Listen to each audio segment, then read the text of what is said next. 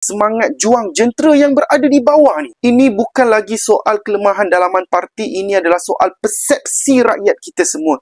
Bila suara-suara seperti saudara Afian Makrawi sendiri sudah pun mula bersuara, itu tandanya rakyat sedang memerhati apa yang dilakukan oleh pembangkang yang sepatutnya menjadi kerajaan pengganti pada masa yang akan datang. Perikatan Nasional tidak boleh terus tenggelam dalam kabus. Waktu untuk bangkit kini sudah tiba. Waktu untuk memimpin kembali wacana rakyat tidak boleh dilengahkan lagi.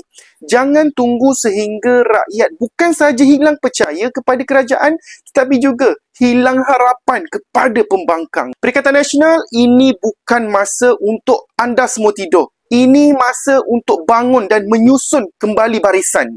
Rakyat sedang menunggu dan masa tidak akan tunggu kalian. Kalau terus begini, sejarah akan mencatat pembangkang yang gagal untuk bangkit. Akhirnya ditinggalkan oleh rakyat.